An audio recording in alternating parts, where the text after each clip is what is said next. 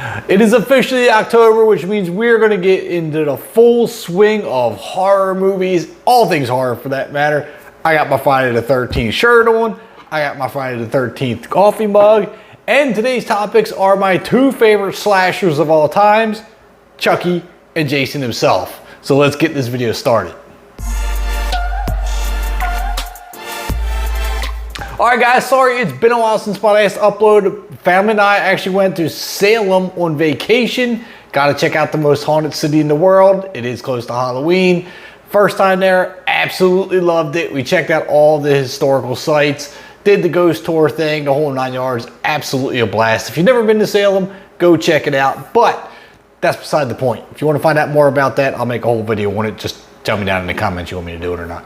So let's get into our first topic of the day, and that is the Friday the 13th lawsuit. Now this thing's been locked up in court for a long time, battling over who has the rights to it, and this court thing is finally over. About time. The whole reason we haven't gotten another Friday the 13th film was pretty much this reason, and I'm hoping that we can now get one because now we have a final verdict. Now, quick recap, if you were a little unsure what was going on between this whole lawsuit, back in 2018, the original screenwriter Victor Miller was awarded sole ownership of the copyrights to the Friday the 13th franchise. Now, ever since then, the director Sean Cunningham has been trying to get that reversed. Now, all these details can be found in an article from Bloody Disgusting. A couple other websites are also disclosing the same information. So I'm going to read it straight from Bloody Disgusting. But the whole thing is Miller wrote the screenplay as a quote-unquote work for hire.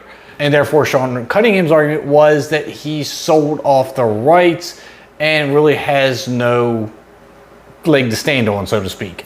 But after all this was said and done, the newest court judgment is that Victor Miller will retain the copyrights to Friday the 13th.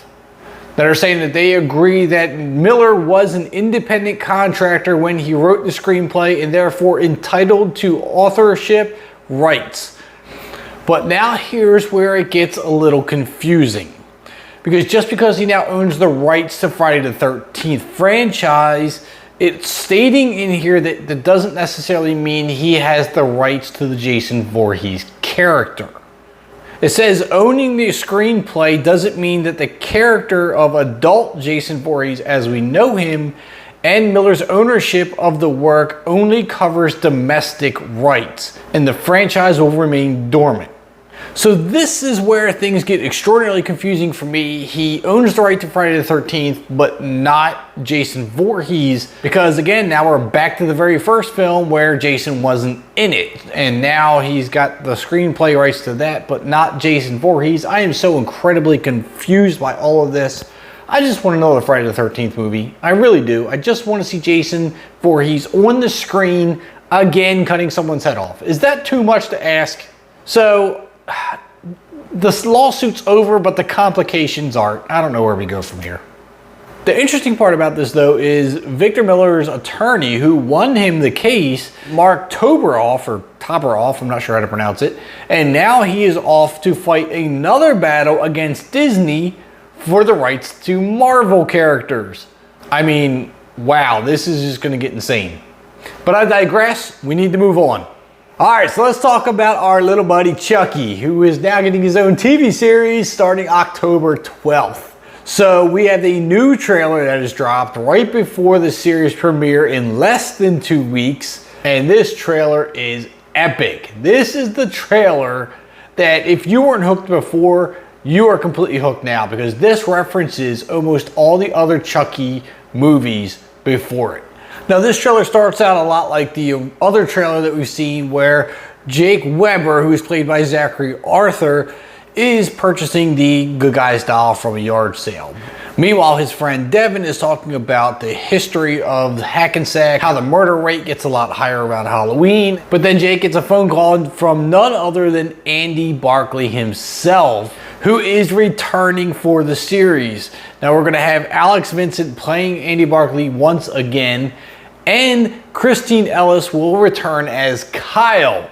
Now, Andy warns Jake about the doll, asking him if he checked the batteries. Be very careful with that doll. What are you talking about? Have you checked his batteries?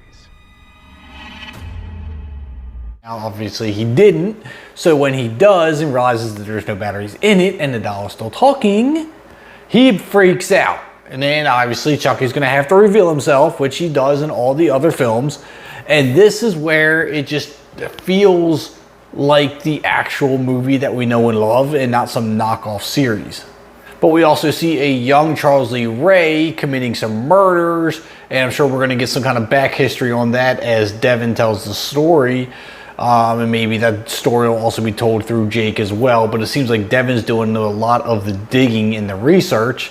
He finds a list of murders from the 80s, which, as you can see from the title, are the same murders done by Chucky in previous movies. But then we get a glimpse of what Charles Lee Ray, or Chucky, is capable of doing, because if you remember the curse of Chucky, he was able to split his soul off into different dolls. So now there's essentially more than one Chucky running around. It looks like he did the same in the series. So this girl which he killed, it looks like he put his soul into her as well. Hello, Chucky.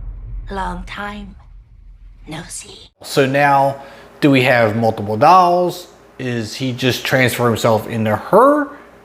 I mean, are we gonna have one Chucky as a human? Are we gonna have a Chucky and a doll? I mean, how's this gonna work?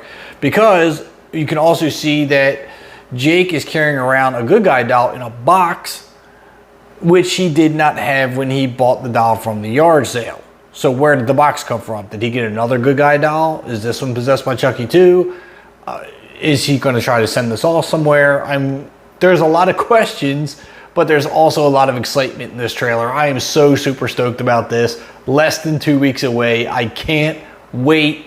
Let me know down in the comments below what you think of yourself. I mean, this is just a small taste. I will put the entire trailer up on my Instagram page in a day or so. So make sure, if you haven't seen it already, check that out. By the time you watch this, I probably already put it up.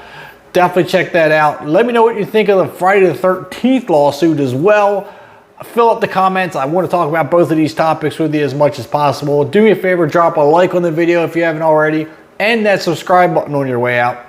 I'm Kevin, and I'll catch you at the concession stands.